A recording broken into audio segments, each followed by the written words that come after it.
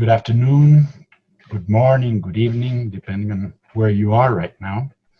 Today we have a very special day at GPQ, special in many regards. On the one hand, we have a very special guest, and I emphasize very and special. And on the other hand, I am usually on the interviewee side rather than on the interviewer side. So this is also rather new for me, but I thought I could not lose the opportunity that I had to interview, as I mentioned, this very special guest, Mr. Bradley Birkenfeld, which is considered one of the most significant financial whistleblowers in history, or the most significant. And it's the author of a book that will come out soon called Lucifer's Banker and Censored: The Untold Story of How I Destroyed Swiss Bank Secrecy. As you can imagine, we're talking big figures, a big issue, a very relevant issue at any point in time in terms of how the funds of taxpayers are being used abroad, or misused abroad, if one could say. After, as an international private banker, he exposed how UBS, the world's largest bank, helped ultra-wealthy Americans commit billions of dollars in tax fraud. After many legal problems that he'll probably tell us about, Brad was vindicated with a record-breaking reward of $104 million. His work has enabled the U.S. Treasury to recover as much as $25 billion in back taxes, fines, and penalties. So you can now gather why I had mentioned the fact that our guest is special. Anyway, before we talk about your book, Brad, let us talk about whistleblowers. Whistleblowers are not always seen in the best light possible. Many people, depends by whom. One side probably sees them as saviors and heroes. The other side will see them as people just loudly looking for fame or for money. My first question is basically, what motivated you to become a whistleblower, and the risks involved? Because I'm certain there are many risks involved. Well, thank you for having me, Omar. It's a delight to be here, and I'm sure your audience is quite eager to learn about what goes on behind the scenes in these nefarious offshore jurisdictions, such as Switzerland, where I work for UBS. Your question with respect to whistleblowing is a very important one, because whistleblowing is actually an extension of law enforcement. If anyone can just think logically, whether we trust the police and law enforcement or we distrust them for whatever reason, a whistleblower will actually aid and assist in that process of bringing people to justice. So that's the first thing to understand, not just the skunk at the picnic as everyone tries to portray them as. And whistleblowers are on the inside, so they're probably the best suited person to understand all the complexities of what goes on with really an investigation. You're really trying to solve a crime, but you actually have someone on the inside who witnessed that crime. And what caused me to come forward? Well, as a director at UBS, and I managed around $450 million for clients, the problem was this, is that what we did in Switzerland was legal. The problem was when my colleagues and I from Geneva, Lugano, and Zurich in Switzerland would travel to the US, that was a gray area, but it was actually illegal because we weren't allowed to market to the US without a proper license. The bank didn't really care, so they were trying to cover it up, and they hid that.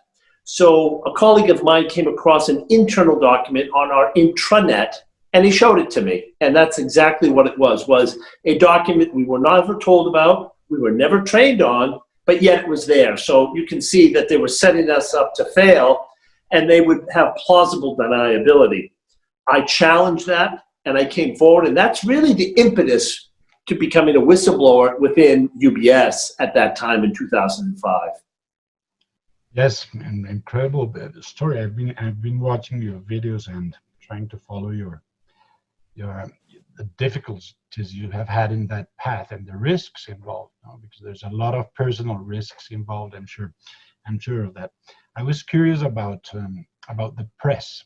I am personally very adamant about the fact that we have lost a lot of neutrality in the press today. I'm not the only one. Many people are aware of that, of certain oligopolies or monopolies, however you want to call them, in terms of press, and how these have affected press freedom and how they can portray things very different to what they actually are. How has the press been? Has it been behaved, if one would like to call that behavior, different in different countries, or how has the press actually welcomed or unwelcomed your ideas and your information? Omar, that's a very good question. I think any whistleblower should realize that they need certainly good legal counsel, certainly have the facts and documents to prove it, but also the other component is good media coverage, because the media will represent or misrepresent the whistleblower. In my case, I actually entrusted a reporter at the Financial Times in Zurich by the name of Haig Simonian. And I talk about him in my book. And Haig I used the code name, and the code name was Tarantula. And he thought this was some sort of game or something. He later found out, because I was sending him confidential documents by facsimile from the post office, never from my home, he then began to realize that I was giving him the biggest case he had ever reported on. So I trusted him, number one. I knew the organization, the Financial Times, is generally trustworthy. This was back in 2006. And he felt as though he could confide in me using a code name. Later, it came out, of course, that he wrote an article that was very accommodating of me that said, I understand why he used the code name, because he was taking such great risks, but yet he was still providing me with factual evidence, factual information, and supporting it. So I think the Haig was a very good example, and I picked the right person. When things blew up, of course, in the United States, and my own government attacked me because they didn't do their own job, there were certain media groups that you really find out that are in bed with the government, and they report the government story. So if they do it right, the government says, we'll give you another story the next time, but do it our way this time. And this was very troubling, and I had to find this out the hard way. But certainly I narrowed it out and began to take reporters who were much more knowledgeable, much more honest. And believe it or not, most of them were outside the United States, in Mexico, in Canada, in the UK, in France, in Germany, and so forth. So I found, and Norway, of course, they were very, very open-minded. They wanted to know the facts. They didn't want to just have a sensational story. And I think that's what really made me feel comfortable in dealing with the European and the northern folks from the US, Canada, and the southern folks in Mexico. And I found that very, very heartwarming, because people want the truth told. Whistleblowers want the truth told, but you certainly don't want to then have to confront a media that's corrupted. Indeed. I think it's very, very interesting. Somehow there's some candid people outside the boundaries of where the problem is actually taking place. You have some candidness around that one has to build upon. I agree fully. Now, Brad, let's talk about your book, Lucifer's Banker and Censored, The Untold Story of How I Destroyed Swiss Bank Secrecy. I understand you're launching it very soon, in some days, and you're traveling around to promote it around the world. Tell us more about your book. Well, it's an interesting book. I first published the book back in 2016, and I self-published because nobody wanted to touch the issues that were in this epic story. And I then took my book to Europe as well and started to publish it in Germany, in Italy, France, Greece, Russia, Romania, and so forth, and Japan. And why was that done? That was because it was such a strong story outside the United States. But what I had in the book about Hillary Clinton and Barack Obama, they didn't want to print that. They felt as though that was an undue advantage for President or candidate Trump at the time. So then what happened was I did publish it, and it was actually very instrumental, and it helped Donald Trump become president, which I think is a good thing. Why? Because actually Hillary Clinton is a fraud, as is Barack Obama. And I don't use that term lightly. I justify it in my book. I have documents to support it. But I also met with Julian Assange twice at the Ecuadorian embassy in London. And that's in the book as well. And people will shed more light on this story to understand that I got it right from the horse's mouth, as we say. I have a document that was a WikiLeaks cable that proved that Barack Obama and Hillary Clinton found a political solution to the UBS case. It's on my website, people can see it, and it's in my new book. But more than that, what I've done in this new book, it was from 2016 to now, 2020. So 4 years have elapsed. And what is in the new book? There's obviously a new cover, there's new quotes, there's new documents, there's new content, and there's new photographs, and so forth.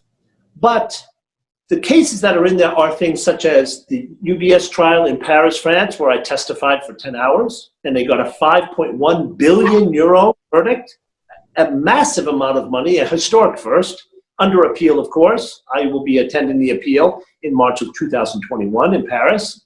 But more than that was my 2 meetings with Julian Assange, the corruption with the Greek and Canadian governments that covered up the investigations and did nothing.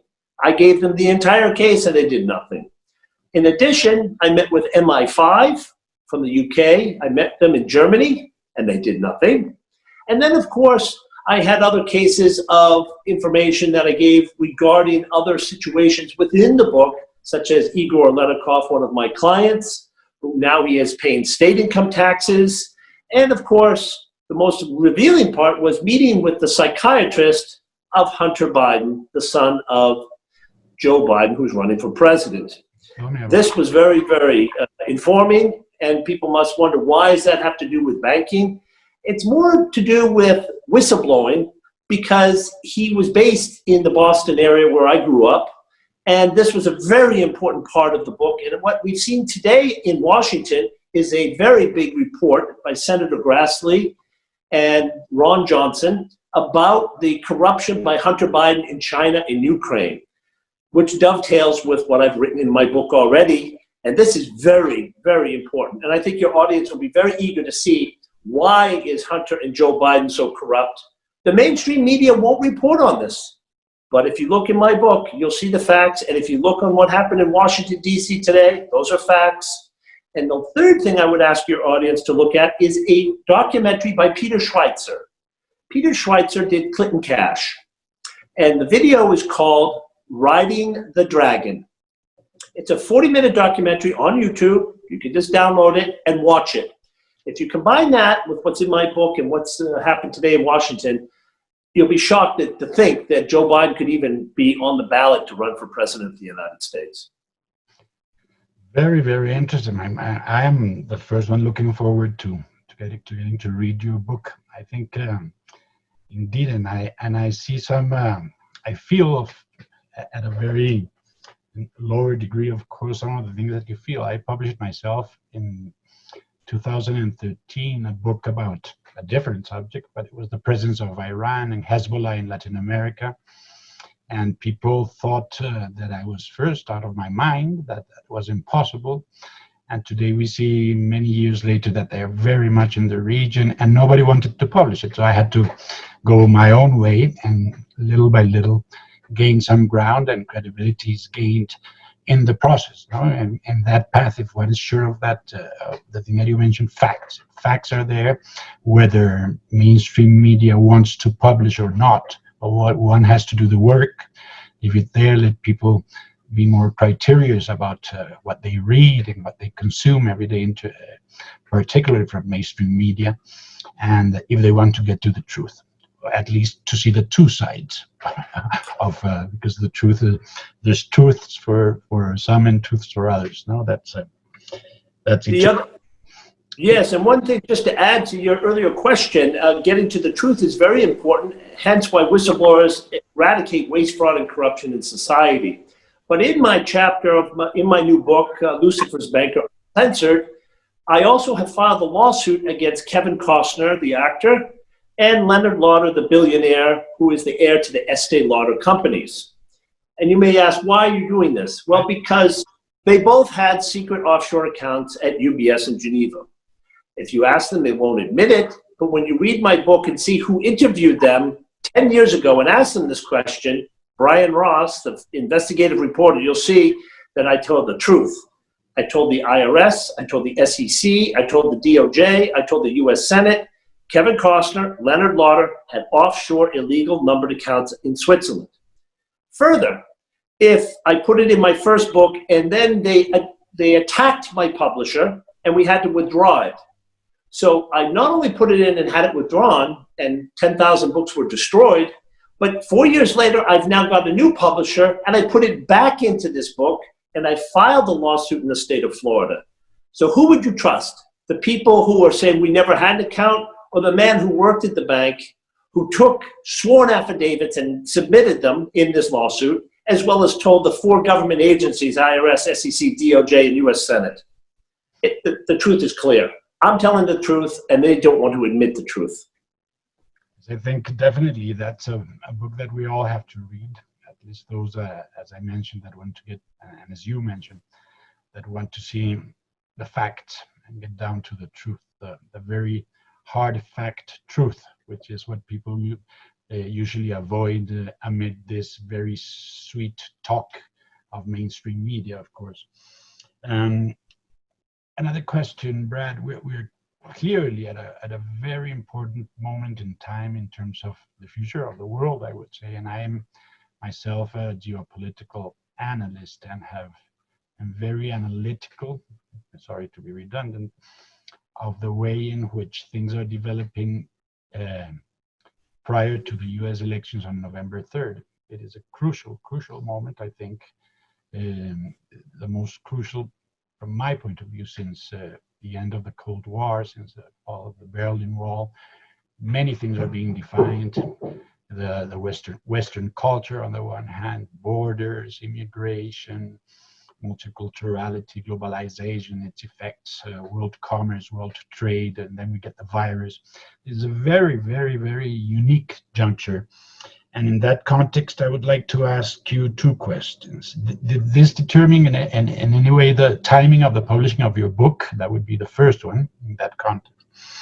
And what do you think about the effect or impact or what do you desire the impact to be, or have you foreseen any in this context, any repercussions either on you or on public opinion or on others, etc.? Well, those are 2 great questions. I'm happy to answer those. I've never been to Colombia, and I look forward to coming there because I think your country has a lot to offer, not only in sophistication, but also in history and culture. And I'm not just saying that because I'm on your show, it's because I have a lot of friends who are from Colombia, and I'd like to come and visit. But Colombia, like many other countries in South America, have a Latino presence, as we say in America. And that Latino vote is a very big, important vote now for this upcoming election. Certainly the Black vote, as we say in America, the woman vote, the Latino vote, and so on and so forth.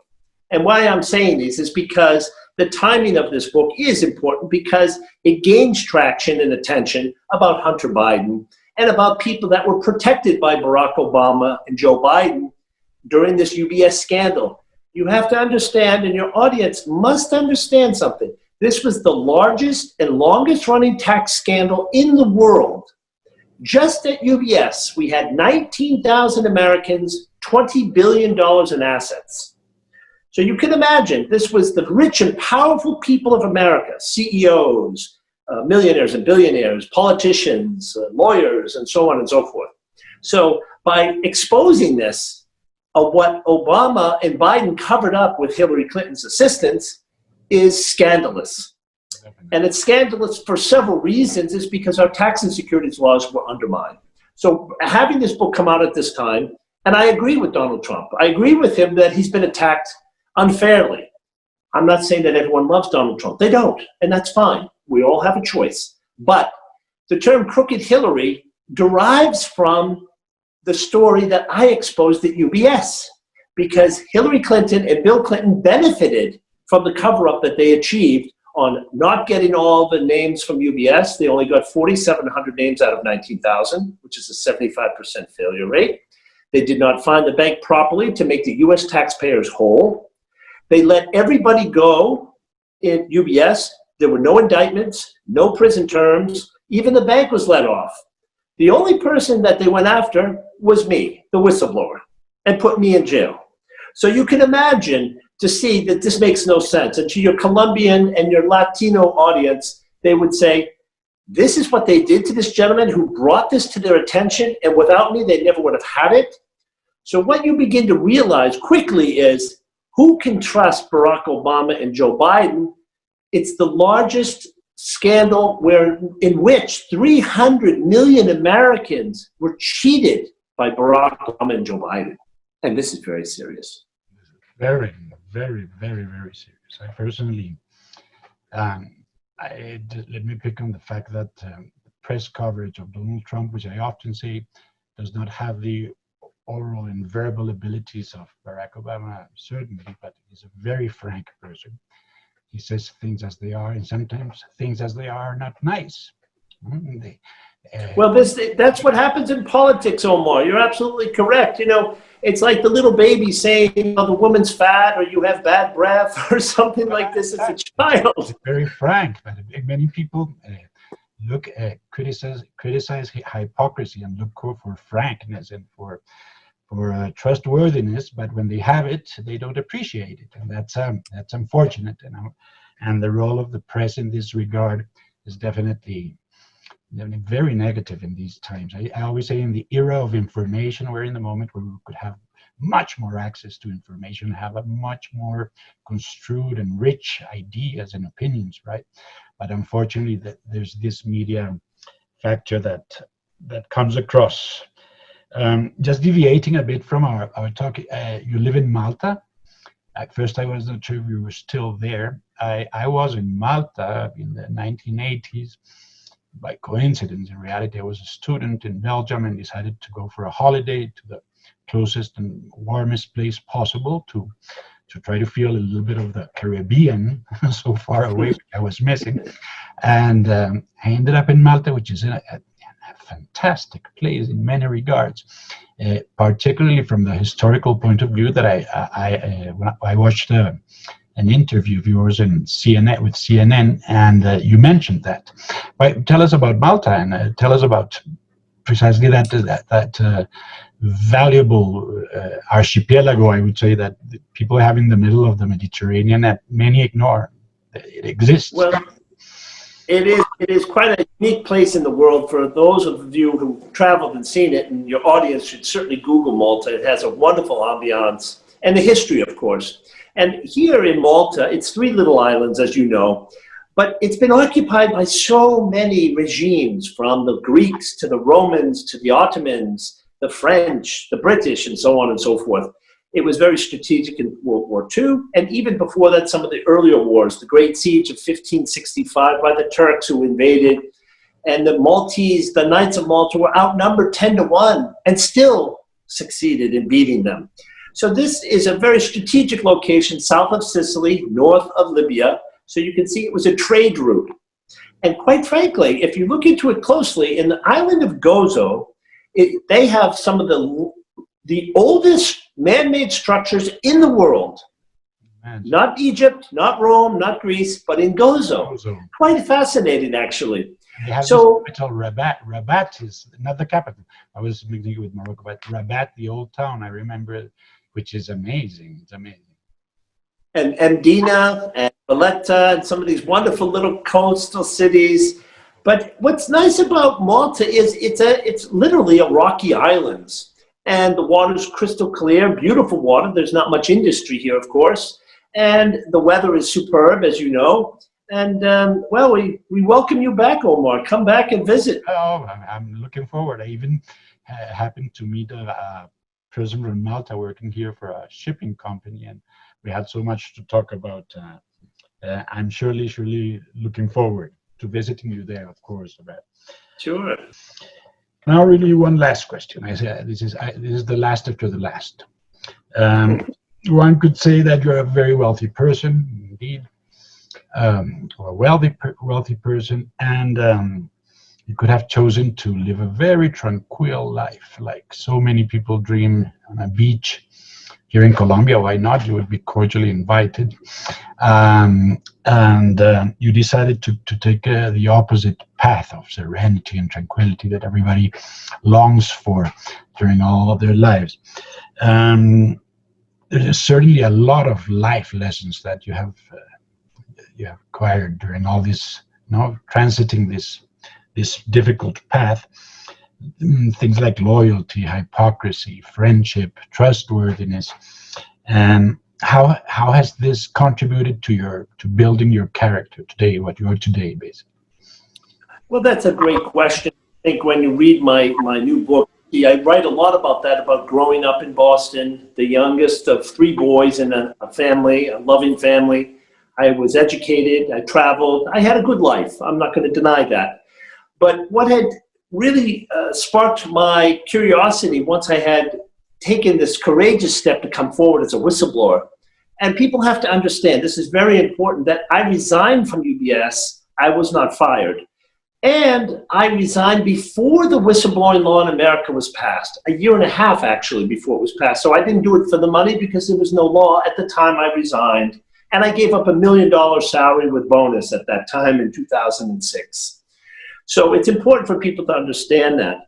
But what I do now is take great pride and energy in taking my story and providing it to others, educating and inform maybe the younger generation, other countries like Colombia, advising law enforcement, bankers, lawyers, accountants, trustees. Why? Because if my story just goes away, then we lose a great opportunity to educate the youth. And we must carry this forward. We must not let this die on the vine, as we say. So this is why I'm excited to publish my book in Spanish, get it into the Latino market, of course, so people understand exactly what goes on in big corporations, corrupt governments, and so forth. But then to lecture and give Q&As and interviews like this. Why? Because this is really the best lesson in life that we can learn. As adults, we have to teach the next generation to do the right thing. And what I also tell people is this. No matter what kind of family you were brought up in, if you were rich or poor, smart or not as intelligent or whatever, great in sports or not great in sports, if you see something wrong, you must say something, because silence is complicity in anything.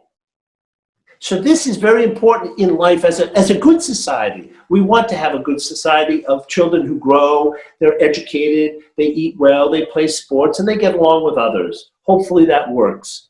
But yet, if we do not clean up the corruption within our society, both in the public and private sector, we're doomed, because that will foster new corruption, and it's like a cancer, it will grow. And I think that's where we have a duty to stop this. I agree 100%, Brad. I agree 100%, particularly these countries. Corruption is all over the place, of course, but if these countries mixed with all this drug trafficking and transnational crime, etc., corruption is, of course, very big in proportion. We're a bit the most corrupt countries in the world, very unfortunately. And indeed, it has a life of its own.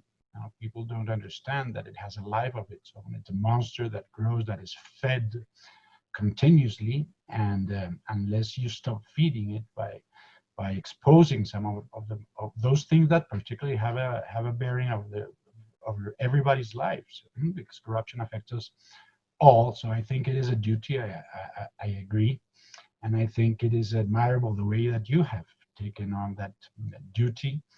I congratulate you for your book. I'm going to be one of the first ones to read it, of course, in English, in Spanish, and is there any Maltese local language that you will translate it in or something?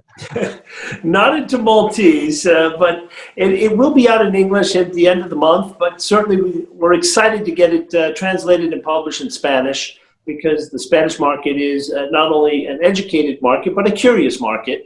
And I'm looking forward to coming down there and lecturing for free and educating and informing the people there. And I think this is an exciting endeavor. Okay, thank you very much, Brad. Thank you very much for the time. It has been very, very useful, very fruitful. I think. I hope that your message can spread, that people buy your book. I congratulate you for your courage, your persistence, which is, I think, one of the main characteristics of whistleblowers.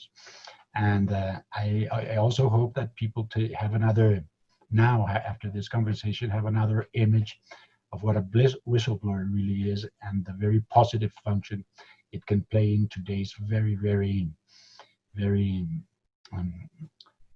I would say, confusing times, saying complex times. So I think it's important that we take into account every element of information that can clarify the truth for each one of us. I thank you very, very much. I know it's late in Malta. I am quite envious right now, to tell you the truth, because Bogota, where I am, is 2,600 meters above sea level, and although we are very close to the equator, it is cold in general. So, and I am a hot weather person. I lived in Africa and the Middle East, many hot countries, Sudan, Somalia, Egypt, Iraq, etc. in the past. So I love, and my family is half Caribbean. So I envy you, but very, very healthy envy. The invitation's always open, and I hope your audience has the time to check my website, lucifersbanker.com. And under the country section, there's articles in Spanish. Under the Spanish flag, you can see German, French, Italian, and so forth. But there are some articles in Spanish, about 10 of them, from the original book. And I think that will help your audience understand better in your local language exactly what I did and the unprecedented actions that caused the destruction of Swiss bank secrecy. Thank you again. We'll publish this interview anyway with Spanish subtitles, so it will take 1 or 2 days for it to come out. I thank you very much again for your time, and I hope we can see each other again, even personally in the future, with a mask or without a mask. Now in COVID times. But I'm very glad to meet you, and please do keep in touch. I hope everybody gets access to your book, and send you a big hello from Colombia and from Latin America. Thank you again. Omar, muchas gracias. Thank you, and God bless to all your audience. God bless you, Rad. Thank you again. Thank you.